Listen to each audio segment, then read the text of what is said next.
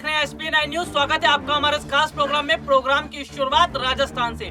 जी हां, मैं अपने दर्शकों को बता दूं, राजस्थान की 3 सीटों पर उपचुनाव होने वाले हैं और ये उपचुनाव अपने आप में बहुत ज्यादा महत्व रखते हैं। लेकिन चौंकाने वाली बात यह है कि इस उपचुनाव से पहले जो बड़ी खबर निकलकर सामने आई है वो इस ओर इशारा कर रही है कि बीजेपी और कांग्रेस अब एक ही मुद्दे पर चुनाव लड़ती हुई नजर आ रही है। जी हाँ, मेरे पास एक रिपोर्ट सामने आई है और ये रिपोर्ट ये बता रही है कि किस तरह से बीजेपी और कांग्रेस जो है अब वो एक ही मुद्दे पर चुनाव लड़ती नजर आ रही है।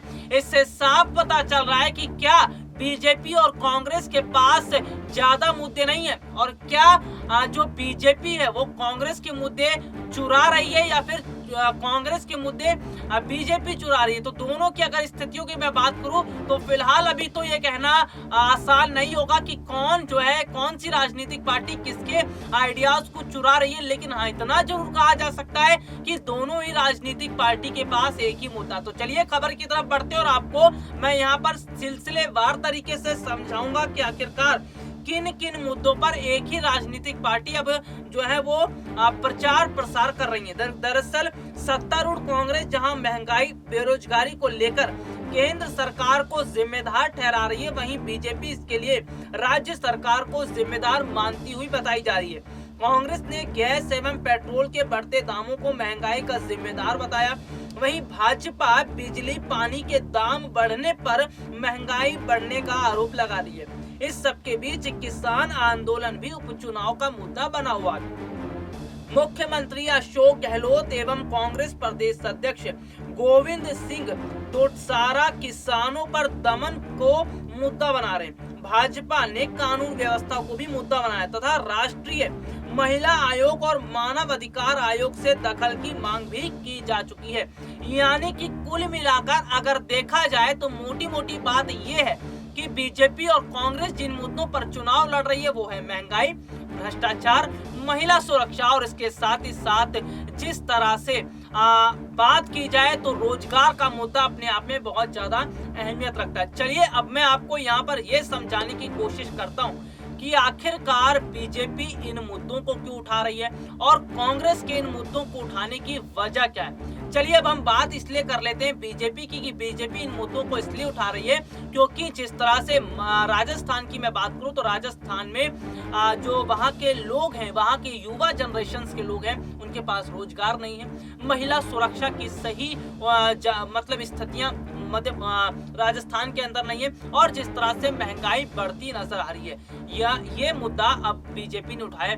अब मैं आपको यहाँ पर यह भी बताऊंगा कि बीजेपी राजस्थान के तो अंदर ये मुद्दा उठा रही है, लेकिन जनता ये जानती है कि आखिरकार महंगाई बढ़ाई किसने, बेरोजगारी की स्थिति को इतने नीचे स्तर तक पहुंचाया किसने है और सबसे बड़ी बात महिला सुरक्षा के बड़े बड़े दावे करने वाली जो सरकार है बीजेपी सरकार, वो किस तरह से अब ढोंग करती नजर आ। देखिए, शायद राजस्थान के अंदर बीजेपी ये भूल गई कि रोजगार का जो मुद्दा वो उठा रही है राजस्थान के अंदर, वो मुद्दा पूरे देश का बहुत बड़ा मुद्दा है। शायद बीजेपी राजस्थान के अंदर ये भूल गई कि साल 2014 से लेकर अभी तक की 2021 की जानकारी की मैं बात करूं, रिपोर्ट्स की मैं बात करूं तो बकायदा रिपोर्ट्स चीख कर ये कहती है कि हमारे देश में आज बेरोजगारी चरम सीमा पर पहुंच गई है। जो नौजवान, जो बच्चे स्कूल से कॉलेजों में जाते हैं, कॉलेज से बाहर निकलते हैं, डिग्री उनके पास होती है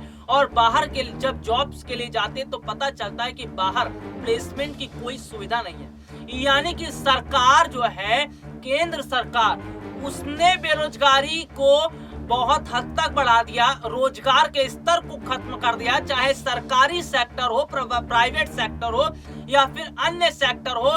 ऐसा कोई सेक्टर केंद्र सरकार ने नहीं छोड़ा जहां पर सरकार ने जो रोजगार के अवसर ना खत्म किए हों। चाहे सरकारी विभाग हो, वहां पर कोई भर्तियां नहीं निकाली जाती। इतनी बड़ी बड़ी संख्या में एक एक पद पर कई भर्तियां आज रिक्त पड़ी हुई हैं। बहुत सारी ऐसे भर्तियां होनी थी जिन पर जरूरत थी, लेकिन केंद्र सरकार तो आत्मनिर्भर का रोना रो रही है। केंद्र सरकार तो आत्मनिर्भर की तरफ बढ़ा रही है। केंद्र सरकार कहती है कि आज सभी लोग आत्मनिर्भर बनेंगे तो इससे देश आगे बढ़ेगा। आत्मनिर्भर कैसे बना जाए, अब आप ये भी सुनिए। सरकार चाहती है कि जो बच्चे महंगी महंगी फीस देकर कॉलेजों में पढ़ते हैं, जिनके माता पिता अपने बच्चों की पढ़ाई के लिए लाखों करोड़ों रुपए खर्च कर देते हैं, वो बच्चे आत्मनिर्भर बनेंगे पकोड़ा बनाकर। जी हाँ, वो बच्चे आत्मनिर्भर बनेंगे चाय का स्टॉल लगाकर। और ये है सरकार की आत्मनिर्भर की योजना। यानी कि सरकार ये चाह रही है कि पूरे देश के युवा आज सड़कों पर पकोड़ा बनाए, आज चाय बनाए, ताकि आत्मनिर्भर हो। क्या वाकई में चाय और पकोड़ा बना देने से देश आत्मनिर्भर होगा? क्या उन बच्चों का भविष्य इससे संवर जाएगा?